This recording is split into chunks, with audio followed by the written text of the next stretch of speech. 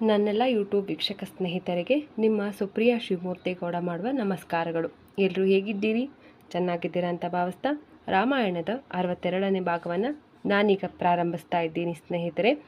ಸುಗ್ರೀವನ ಬಳಿಗೆ ನೇರವಾಗಿ ಹೋದ ಹನುಮಂತನು ರಾಮನ ಸ್ನೇಹಮಯವಾದ ಉದ್ದೇಶವನ್ನು ತಿಳಿಸಿದನು. ತೃಪ್ತನಾದ ಸುಗ್ರೀವನು ಸಾಧುವಿನ ವೇಷವನ್ನು ಧರಿಸಿ ರಾಮ ಲಕ್ಷ್ಮಣರನ್ನು ಭೇಟಿಯಾಗಲು ಹೊರಗೆ ಬಂದನು.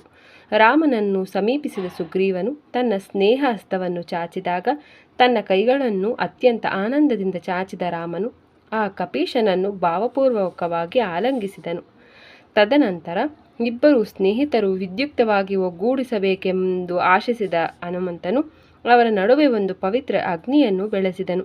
ಅಗ್ನಿಗೆ ಪ್ರದಕ್ಷಿಣೆ ಬಂದ ರಾಮ ಮತ್ತು ಸುಗ್ರೀವರು ಸ್ಥಿರವಾದ ಸ್ನೇಹ ಸಂಬಂಧದ ಉತ್ಸುಕತೆಯಿಂದ ಒಬ್ಬರನ್ನೊಬ್ಬರು ನೋಡಿದರು.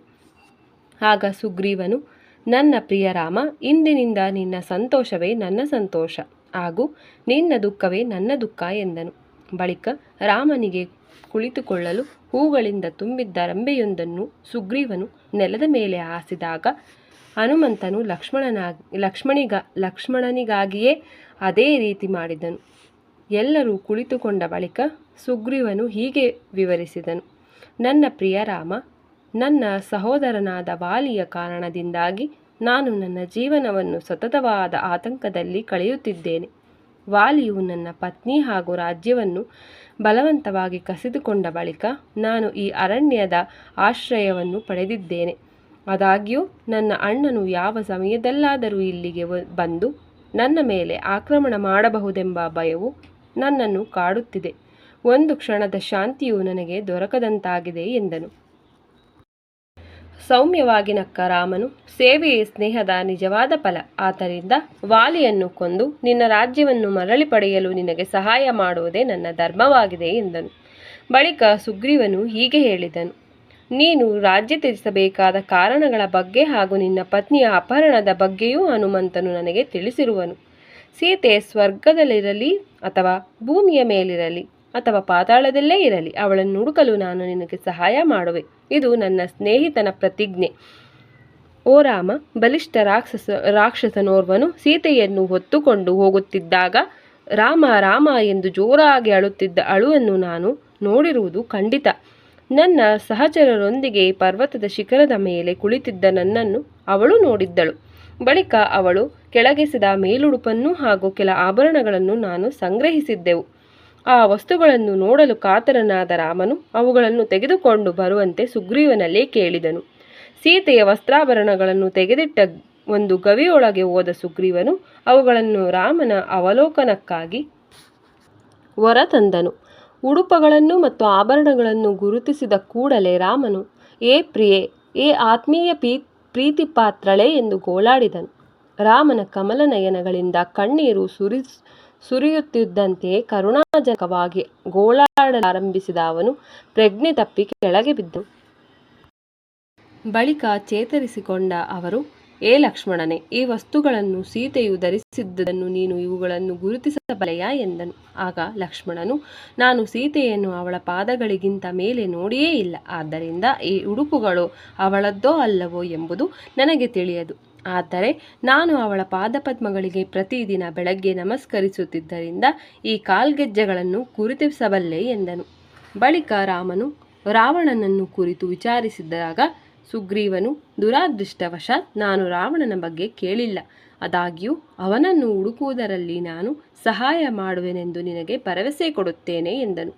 ಓ ರಾಮ, ನಿನ್ನ ಪ್ರಿಯ ಪತ್ನಿಯನ್ನು ಕಳೆದುಕೊಂಡಿರುವ ನೀನು ಅತಿಯಾಗಿ ದುಃಖ ಪಡಬಾರದು. ದುಃಖ ಪಡುವ ಒಬ್ಬ ವ್ಯಕ್ತಿಯು ಎಂದಿಗೂ ಆನಂದವನ್ನು ಅನುಭವಿಸಲಾರ. ಬದಲಾಗಿ ಅಂತಹ ದುಃಖವು ಅವನ ಶಕ್ತಿಯನ್ನು ಕುಗ್ಗಿಸಿ ಅವನ ಜೀವನವನ್ನು ಅಪಾಯದಲ್ಲಿ ಸಿಲುಕಿಸುತ್ತದೆ.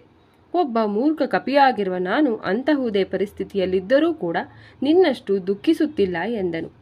ಸುಗ್ರೀವನ ಮಾತುಗಳನ್ನು ಕೇಳಿ ಸ್ವಲ್ಪ ಸಮಾಧಾನಗೊಂಡ ರಾಮನು ಅವನನ್ನು ಮತ್ತೊಮ್ಮೆ ಆಲಂಗಿಸಿದಾಗ ಅವರಿಬ್ಬರು ಆರಾಮವಾಗಿ ಜೊತೆಯಲ್ಲಿ ಕುಳಿತುಕೊಂಡರು. ವಾಲಿಯ ಕುರಿತಾದ ತನ್ನ ಭಯದ ಬಗ್ಗೆ ಸುಗ್ರೀವನು ಮಾತನಾಡಿದಾಗ ರಾಮನು, ಓ ಸುಗ್ರೀವನೇ, ನಾನು ವಾಲಿಯನ್ನು ಹಿಂದೆ ಸಂಹರಿಸುವುದೆಂದು ನಿನಗೆ ಭರವಸೆ ನೀಡುತ್ತೇನೆ. ಆದರೆ ಮೊದಲು ನೀವಿಬ್ಬರು ಸಹೋದರರ ಮಧ್ಯೆ ವೈರತ್ವವು ಹೇಗೆ ಬೆಳೆಯಿತೆಂಬುದನ್ನು ನೀನು ತಿಳಿಸಬೇಕೆಂದು ಹೇಳಿದರು. ಆಗ ಸುಗ್ರೀವನು ಹೀಗೆ ಉತ್ತರಿಸಲಾರಂಭಿಸಿದನು. ಒಬ್ಬಾತನು ಕೇವಲ ತನ್ನ ನಿಜವಾದ ಸ್ನೇಹಿತನ ಮುಂದೆ ಮಾತ್ರ ತನ್ನ ದುಃಖವನ್ನು ತೆರೆದಿಡಬಹುದು. ನಡೆದುದೇನೆಂದು ನಾನು ನಿನಗೀಗ ತಿಳಿಸುವೆನು ರಾಮ. ನನ್ನ ತಂದೆ ಗತಿಸಿದ ಬಳಿಕ ಹಿರಿಯ ರಾಜಕುಮಾರನಾಗಿದ್ದ ವಾಲಿಯು ಕಿಷ್ಕಿಂಧೆಯ ರಾಜನಾದನು ಮತ್ತು ನಾನು ಅವನಿಗೆ ಸೇವೆಗೈಯುವುದರಲ್ಲಿ ನಿರತನಾಗಿದ್ದೆನು. ಇಂದೊಮ್ಮೆ ಮಾಯಾದಾನವನ ಪುತ್ರನಾದ ಮಾಯಾವಿಯು ಒಬ್ಬ ಸ್ತ್ರೀಯ ವಿಷಯದಲ್ಲಿ ವಾಲಿಯೊಡನೆ ವೈರತ್ವವನ್ನು ಬೆಳೆಸಿಕೊಂಡಿದ್ದನು. ತದನಂತರ ಒಂದು ರಾತ್ರಿ ಎಲ್ಲರೂ ಮಲಗಿ ನಿದ್ರಿಸಿದಾಗ ಕಿಷ್ಕಿಂಧೆಗೆ ಬಂದ ಮಾಯಾವಿಯು ವಾಲಿಯನ್ನು ಯುದ್ಧಕ್ಕೆ ಆಹ್ವಾನಿಸಿದನು. ನಾವೆಲ್ಲರೂ ಅವನನ್ನು ತಡೆಯಲು ಬಹಳ ಪ್ರಯತ್ನಿಸಿದೆವು. ಆದರೂ ಕುಪಿತನಾಗಿದ್ದ ವಾಲಿಯು ಆಕ್ರಮಣಕಾರನನ್ನು ಎದುರಿಸಲು ಅರಮನೆಯಿಂದ ಹೊರಗೆ ಧಾವಿಸಿದಾಗ ನಾನು ಅವನನ್ನು ಹಿಂಬಾಲಿಸಿದೆ. ನಮ್ಮನ್ನು ಕಂಡ ಮಾಯಾವಿಯು ಹೆದರಿ ಕೂಡಲೇ ಓಡಿ ಹೋದನು. ನಾನು ಅಟ್ಟಿಸಿಕೊಂಡು ಹೋದಾಗ ಅವನು ದಟ್ಟವಾಗಿದ್ದ ಕಳೆಗಳಿಂದ ಆವೃತವಾಗಿದ್ದ ಆಳವಾಗಿದ್ದ ಹಾಗೂ ಕತ್ತಲು ಆವರಿಸಿದ್ದಂಥ ಗವಿಯೊಂದನ್ನು ಪ್ರವೇಶಿಸಿದನು. ಅಸುರನೊಡನೆ ಯುದ್ಧ ಮಾಡಲು ಗುಹೆಯೊಳಗೆ ಹೋಗುವ ಮುನ್ನ ಗುಹೆಯ ಪ್ರವೇಶದ ದ್ವಾರವನ್ನು ಕಾವಲು ಕಾಯುವಂತೆ ವಾಲಿಯು ನನಗೆ ಆದೇಶಿಸಿದ್ದನು. ಹೀಗೆ ಒಂದು ಇಡೀ ವರ್ಷವೇ ಕಳೆಯಿತು. ನಾನು ಬಾಗಿಲಲ್ಲೇ ಕಾವಲು ಕಾಯುತ್ತಿದ್ದರೂ ನನ್ನ ಸಹೋದರನ ಯಾವುದೇ ಸುಳಿವು ಸಿಗಲಿಲ್ಲ. ಒಂದು ದಿನ ನೊರೆ ಮಿಶ್ರಿತ ರಕ್ತವು ಗವಿಯೊಳಗೆ ಹೊರಹೊಕ್ಕುವುದನ್ನು ಕಂಡ ನಾನು ಅನೇಕ ಅಸುರರ ಕಿರಿಚಾಟವನ್ನು ಕೇಳಿದೆ. ಆದರೆ ನನ್ನ ಸಹೋದರನ ಧ್ವನಿಯು ಮಾತ್ರ ಕೇಳಿಸಲಿಲ್ಲ. ಆಗ ವಾಲಿಯು ವಧಿಸಲ್ಪಟ್ಟಿರುವನೆಂದು ತೀರ್ಮಾನಿಸಿದ ನಾನು ಬದುಕುಳಿದಿರುವಂತಹ ಅಸುರರು ಗವಿಯ ಹೊರಗೆ ಬರಬಾರದೆಂಬ ಉದ್ದೇಶದಿಂದ ಗವಿಯ ಬಾಗಿಲನ್ನು ಒಂದು ದೊಡ್ಡ ಬಂಡೆಯಿಂದ ಮುಚ್ಚಿದೆ ಮತ್ತು ಅಗಲಿದ್ದ ನನ್ನ ಸಹೋದರನ ಅತೃಪ್ತ ಆತ್ಮಕ್ಕೆ ತರ್ಪಣವನ್ನು ನೀಡಿದೆ. ಕಿಷ್ಕಿಂಧೆಗೆ ಮರಳಿದ ನನ್ನನ್ನು ಮಂತ್ರಿಗಳು ಸಿಂಹಾಸನದ ಮೇಲೆ ಕುಳ್ಳಿರಿಸಿದಾಗ ನಾನು ನ್ಯಾಯಸಮ್ಮತವಾಗಿ ರಾಜ್ಯವನ್ನಾಳಲಾರಂಭಿಸಿದೆ.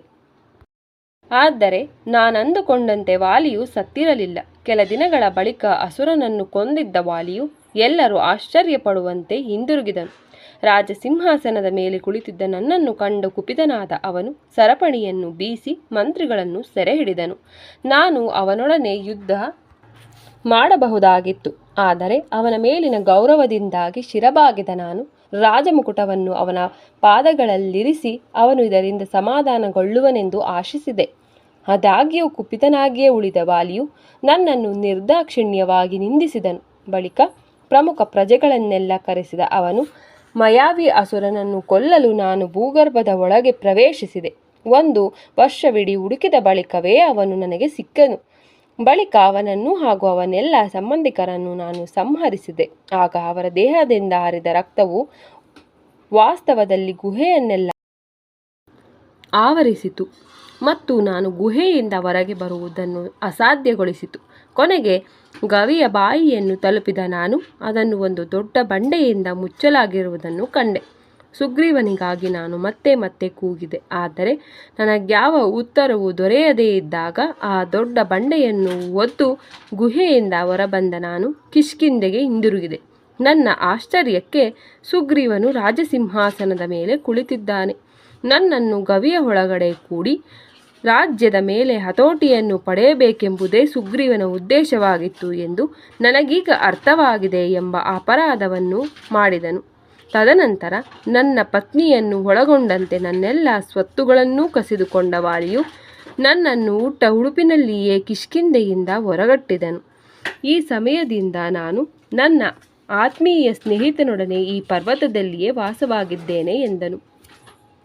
ಸ್ನೇಹಿತರೆ, ರಾಮಾಯಣದ 62ನೇ ಭಾಗವನ್ನು ನಾನಿಲ್ಲಿಗೆ ಮುಕ್ತಾಯಗೊಳಿಸ್ತಿದ್ದೀನಿ. ನಾಳಿನ ಸಂಚಿಕೆಯಲ್ಲಿ ಭೇಟಿಯಾಗೋಣ. ನಿಮಗೆಲ್ಲರಿಗೂ ನನ್ನ ನಮಸ್ಕಾರ.